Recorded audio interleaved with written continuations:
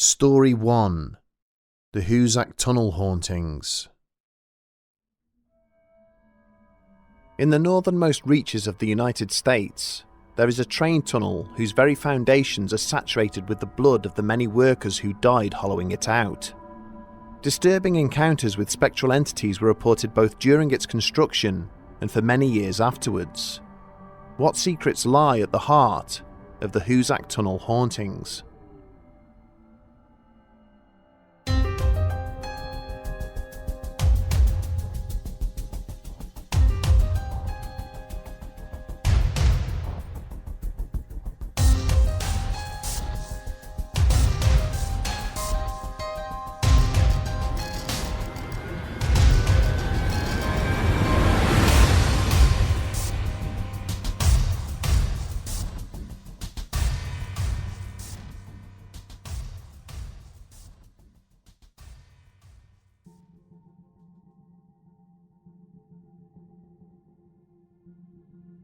Throughout the early 1800s, American railroad engineers laboured to find a way of connecting the northeastern city of Boston with the upstate districts of New York City. This was a massive undertaking and facilitated the need for a colourful variety of sub-projects and architectural features in order to successfully link the two cities. Key amongst these constructions was the requirement for a 5-mile stretch of tunnel directly underneath the Hoosac mountain chain, running parallel to the Deerfield River between the town of Florida and the city of North Adams. With only pickaxes, bare hands and rudimentary black powder explosives available, the going was tough, and many lives were lost to both tunnel collapses and a lack of ventilation. It was not until 1865, a full 14 years after the project had commenced, that the advent of nitroglycerine enabled the workers to make real headway through the unrelenting barriers of rock and clay. But this new technology did not come without a price, and it was not long after it was adopted that the first fatal accident occurred.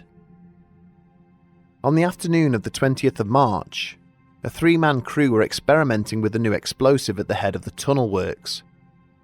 A worker named Ringo Kelly detonated the explosive charge before his two colleagues, Ned Brinkman and Billy Nash, had made it back to the safety of their operations bunker. The two men were killed instantly, crushed to death under an avalanche of falling rock and debris. In the aftermath of the incident, Kelly became isolated and withdrawn. He was skittish and nervous around his colleagues, claiming to see mysterious figures following him through the confines of the tunnel and hearing whispered voices whenever he was alone. Several days later, he disappeared altogether, until his lifeless body was found 2 miles inside the tunnel, at the exact spot where Brinkman and Nash had been killed.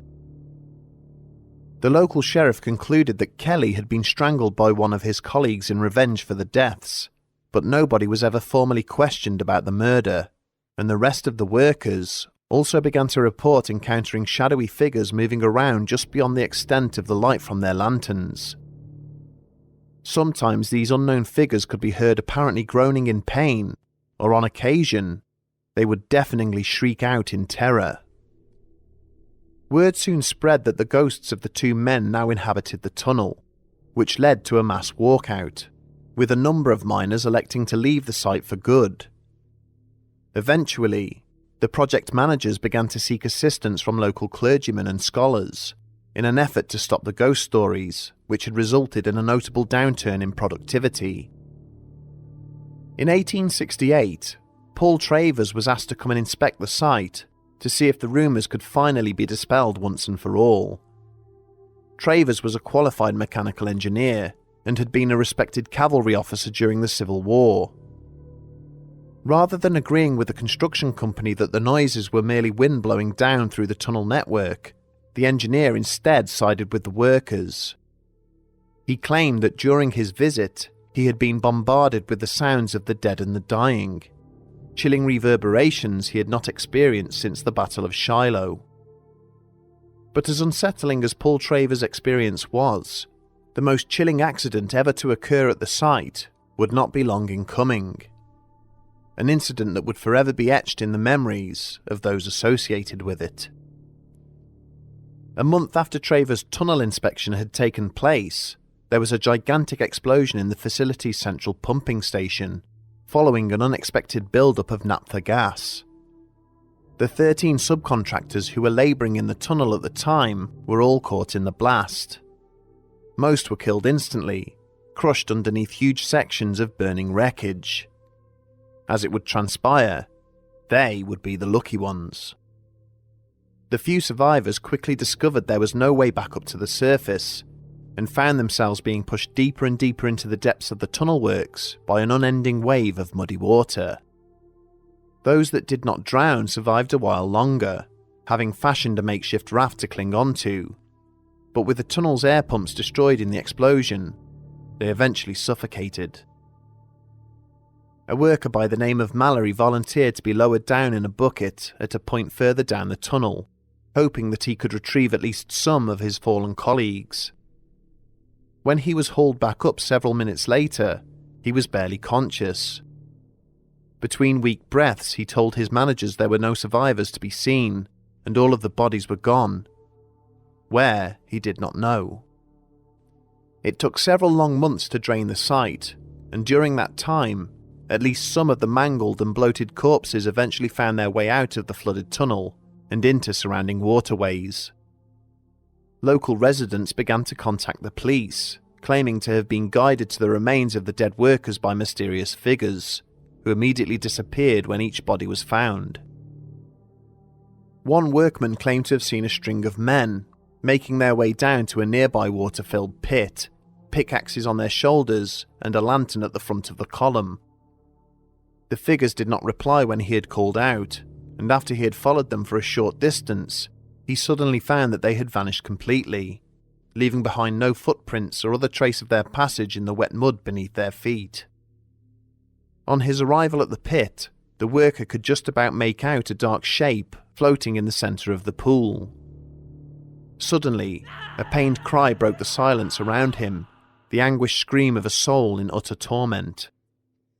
As the high-pitched wail continued, the man covered his ears, casting the light from his lantern onto the object in the water. The dim candlelight revealed the bloodied and broken remains of a young labourer, not even 18 years old, clearly one of the victims of the flooded tunnel. As soon as he realised what he was looking at, the man lowered his hands from his ears, the screaming stopped, and he was once again all alone.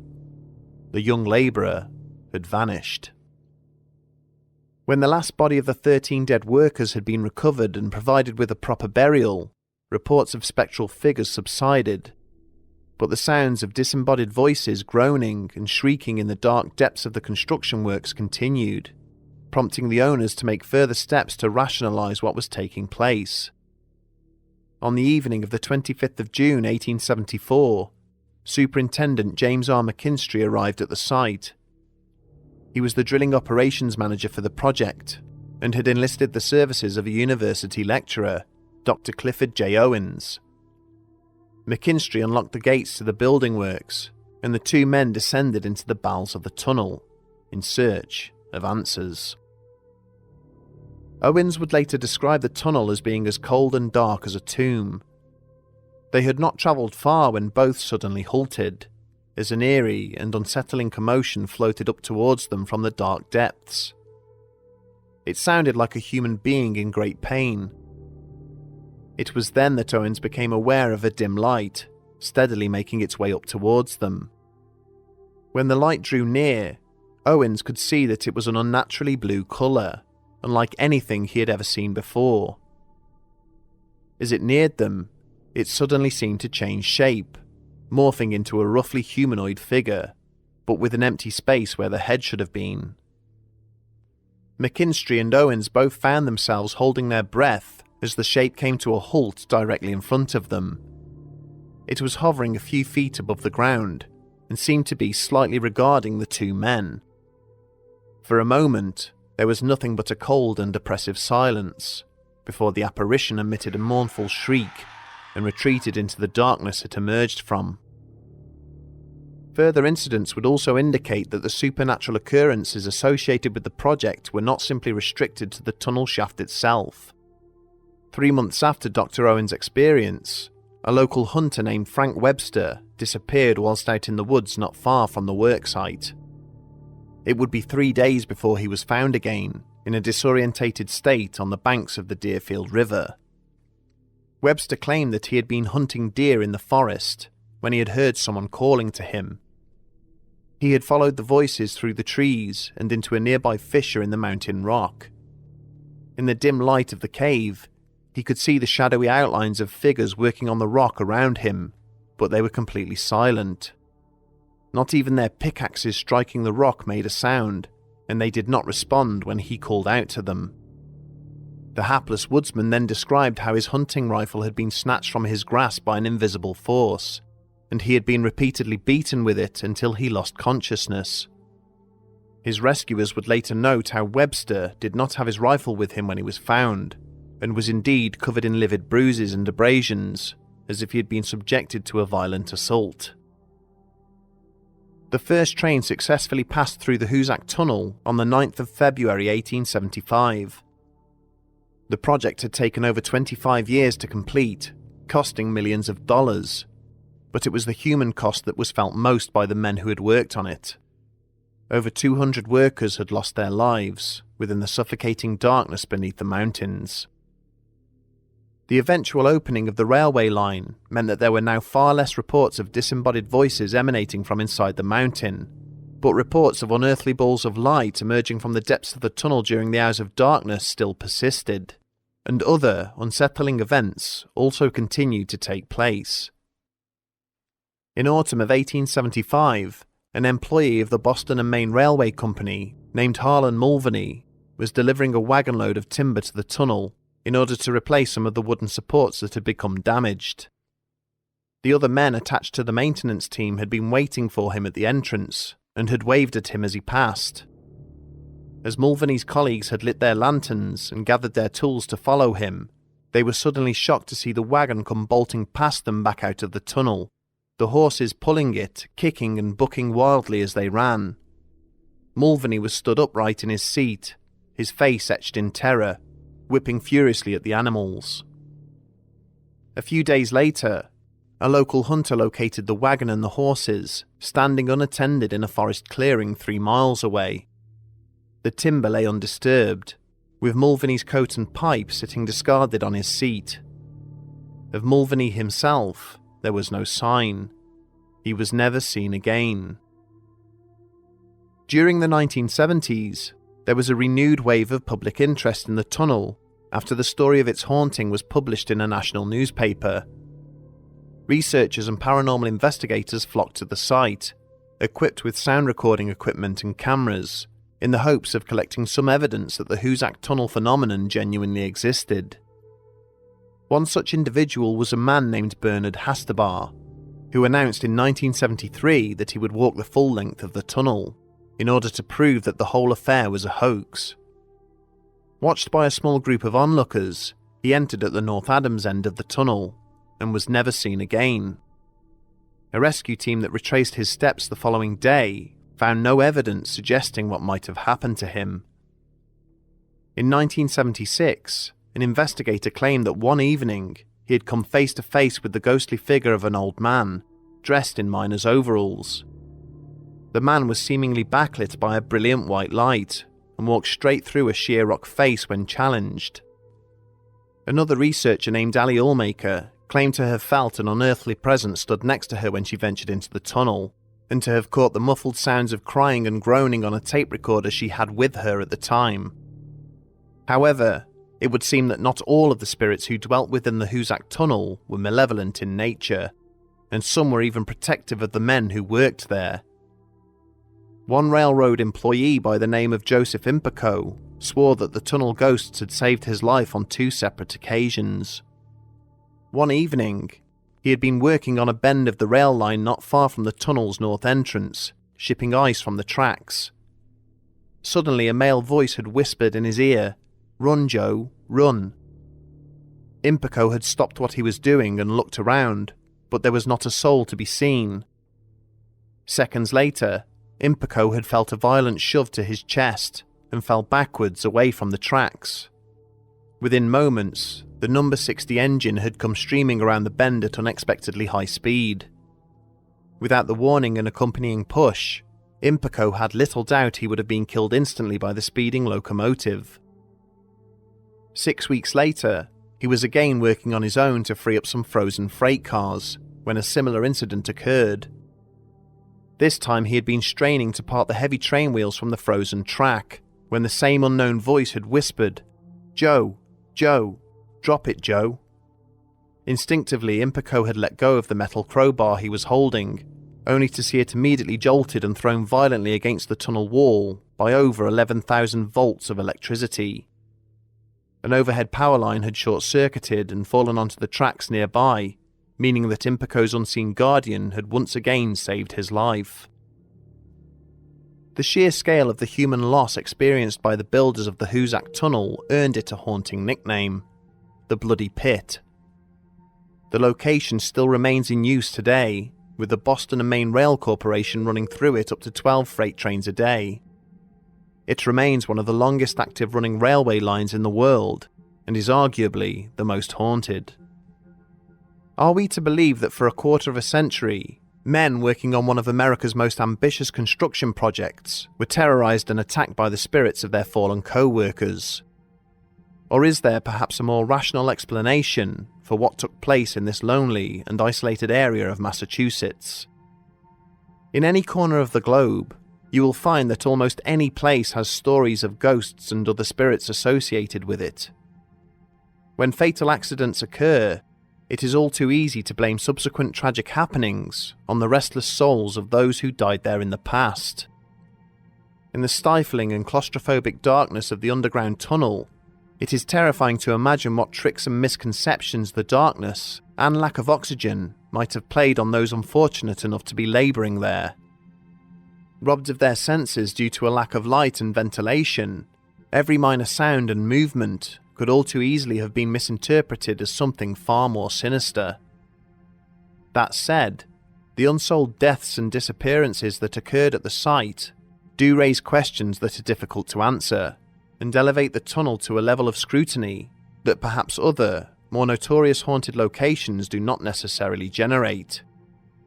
Maybe there is indeed truth in the reports of the workers, and the spirits of some of those killed underground have yet to find their way back to the surface.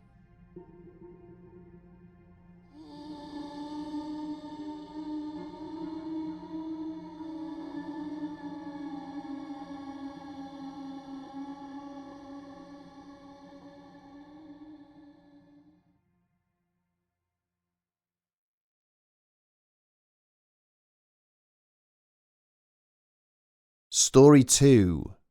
The Entity of Tsarichina. On the outskirts of a small village in Eastern Europe, there lies a 3-decade-old mystery which still disturbs the servicemen and women who were involved to their core. Why did the Bulgarian army spend 2 years excavating the foothills of the Balkan Mountains, only to hide all evidence of their activities? The answers lie buried, along with the entity of Tsarichina.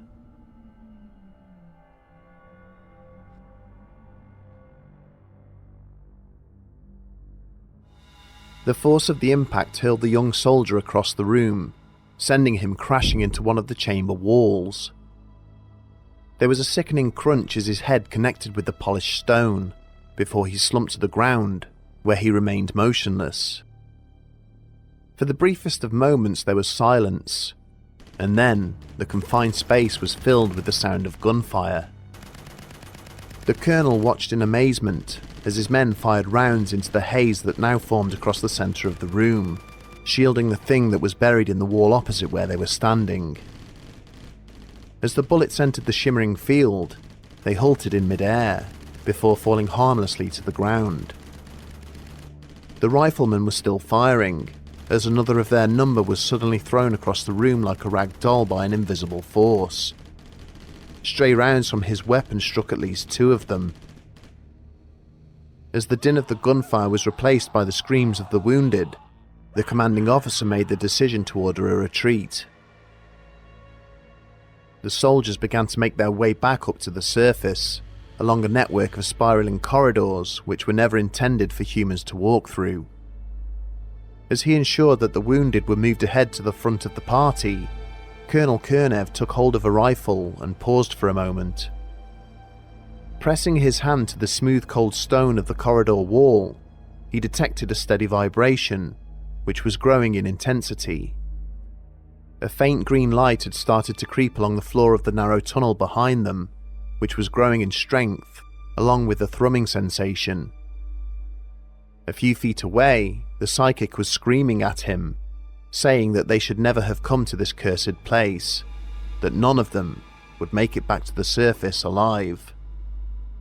He snapped back, telling her that if she wanted to die down here, he would gladly oblige, before ordering 2 riflemen to take her away. Kernev tried to ignore the pleading expressions on the faces of the 2 soldiers, who he now ordered to act as their rearguard, curtly reminding them of their oath to protect the Bulgarian people.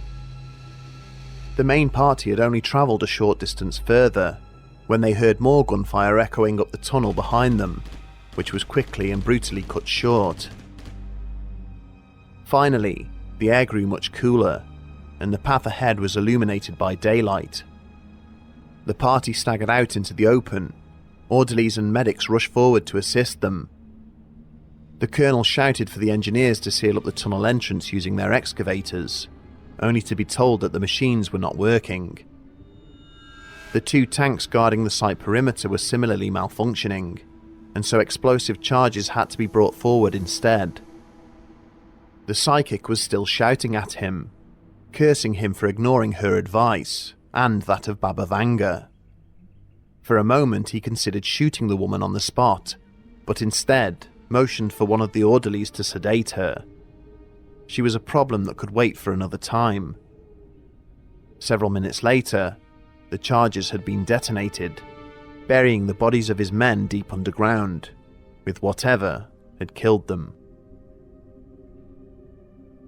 History teaches us that Bulgaria is no stranger to conflict.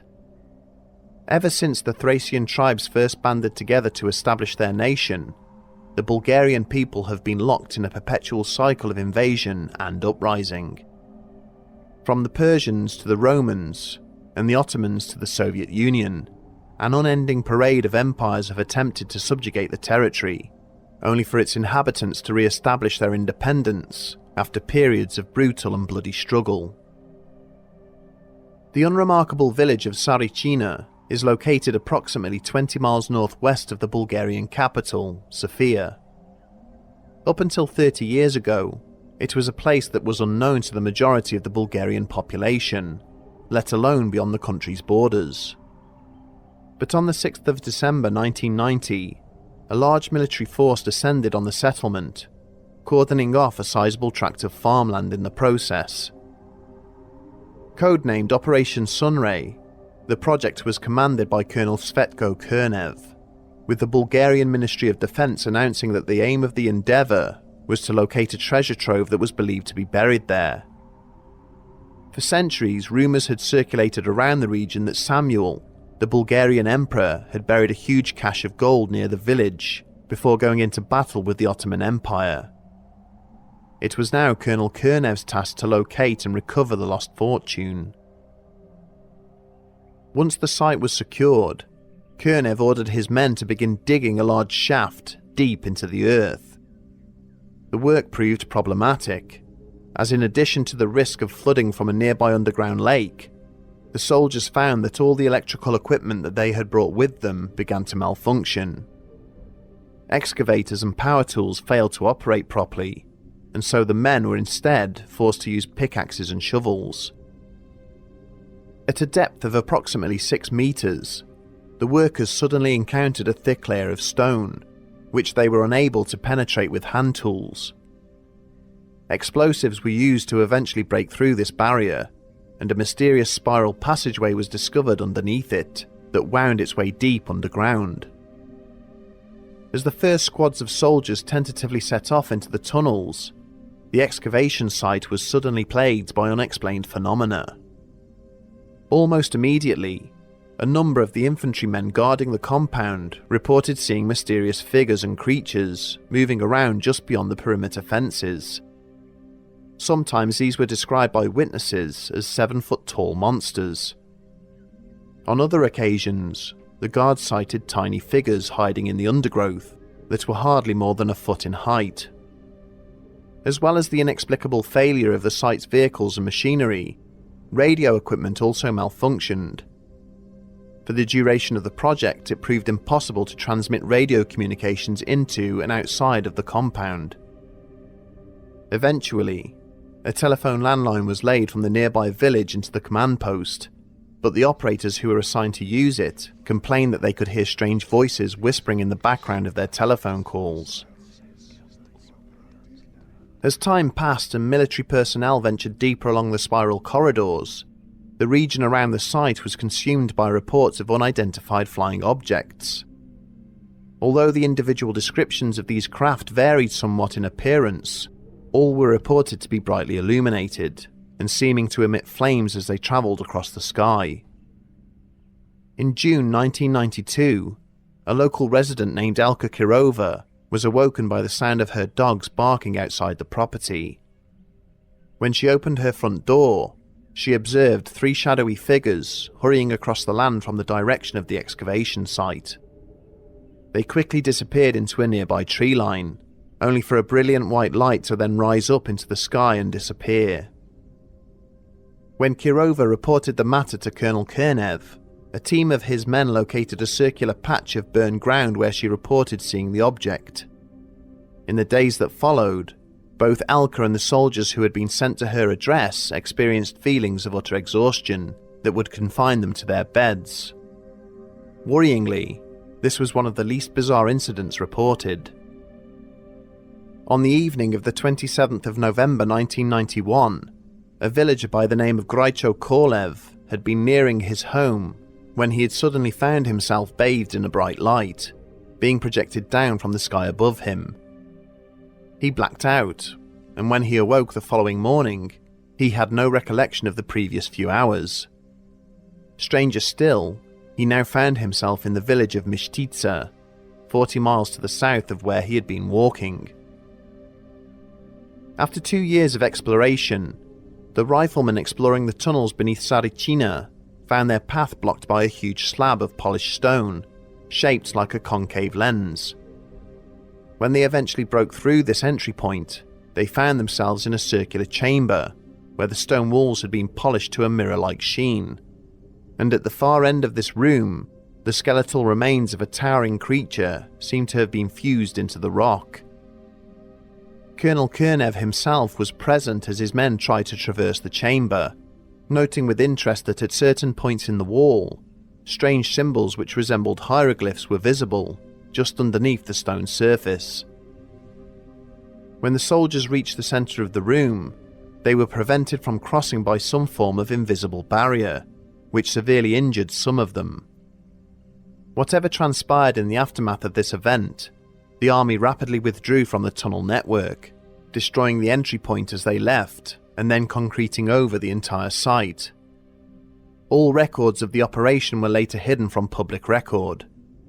It was estimated that the whole endeavour had cost the Bulgarian government in excess of $20 million, with nothing to show for it other than a legacy of confusion and misery.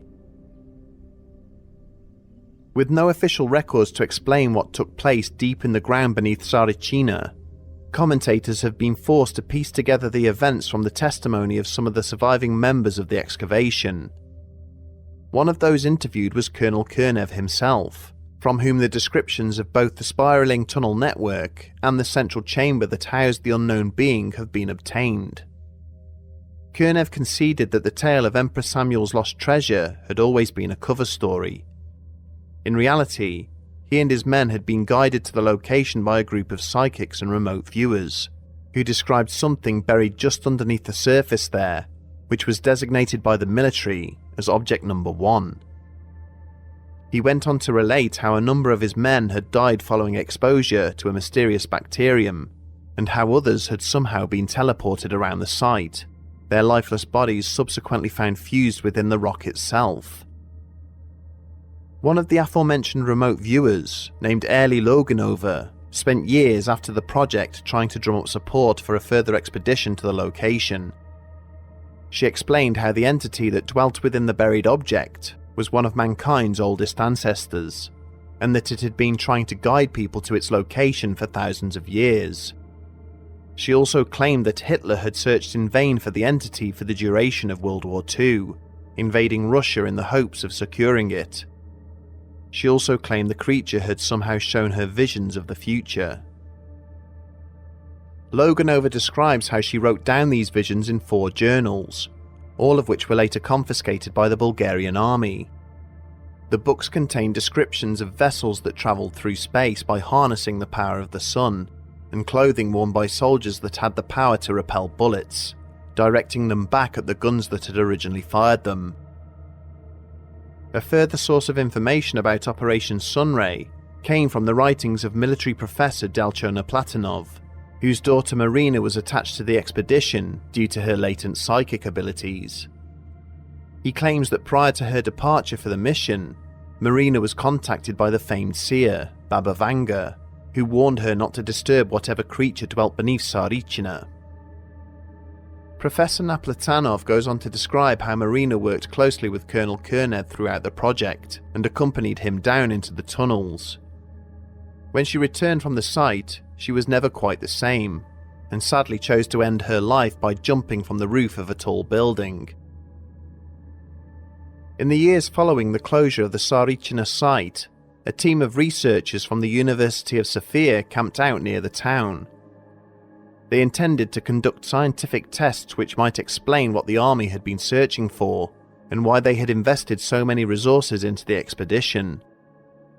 They spent a total of 20 days out in the field, scanning for a variety of anomalies such as variations in electromagnetic radiation. By the end of the first week, they had recorded multiple sightings of UFOs, and one mystifying incident where their equipment had been picked up and hurled around by an invisible poltergeist-like entity. But it was when an unknown craft flew in low over their campsite and projected a beam of light onto their campfire and caused it to burn wildly out of control that they decided to abandon their tests and return to the safety of the capital. What is it that remains hidden away under the rock and stone of this Bulgarian landscape? What is the force that reached out to the military psychics and ordered them to bring soldiers and engineers to the place where it lay dormant? Eerie Loganova maintains that it is a creature from long before the time of mankind, a towering behemoth in possession of boundless psychic powers, determined to manipulate humanity into freeing it from its subterranean confinement. Others believe that what the army located was in fact a downed spacecraft. Their actions at the site had activated some form of distress beacon or transmission, which caused other extraterrestrial beings to come to its aid. It is hardly surprising that, given this hypothesis, Tsarichina had earned something of a reputation as the Bulgarian equivalent to Area 51. The significant degree of variance reported in the shape and size of the entities and flying craft that were observed by witnesses also points to a third, more intriguing hypothesis.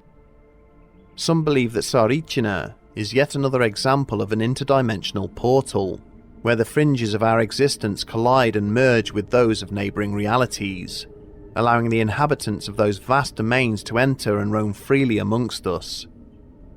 The most notorious of these alleged crossover sites is a place which we have already visited, Skinwalker Ranch in Utah. Incidents reported there include mysterious beings, giant creatures and alien spacecraft, all seeming to appear in our reality as if they had passed through some form of invisible gateway, only to then return from whatever plane of existence they came from. The Bermuda Triangle and the US Air Force facility at Montauk in Long Island are cited as further examples of this phenomenon. But the wide range of markedly different incidents that were reported during the course of the operation may also suggest a more rational explanation. Over the 2 years that the project was underway, a large number of military staff would have found themselves temporarily stationed at the site. Influenced and affected by the myths and rumours that had been circulated by their predecessors, new personnel would already have been on edge upon their arrival. Working in such an isolated and stressful environment, it is hardly surprising that they experienced what their mind would go on to interpret as paranormal encounters. Every equipment failure suddenly became the result of a mysterious and malevolent force. Every curious trespasser near the base perimeter was suspected to be a marauding cryptid or alien interloper. Despite all of the reported incidents and a large number of alleged witnesses, it is important to note that there is no photographic or video evidence of what took place. This may well be the result of deliberate suppression on the part of the military, but could also signify that there was little in the way of truth to the sightings, other than the workings of overactive imaginations. Operation Sunray remains buried, both internally and figuratively, underneath a veil of secrecy. The result of this has been twofold. Firstly, we may never ultimately learn the truth of what took place, but secondly, the mystery remains firmly lodged in the consciousness of both the Bulgarian people and the scientific community as a whole. Whether a naive and foolhardy search for buried treasure, or a misguided attempt to open dialogue with a powerful and mysterious entity, it is clear that the operation was a failure. But the rumours and stories that it has spawned, be they the result of paranoia or a deliberate attempt to deceive, mean that the legend of Tsarichina is one that can now never truly die.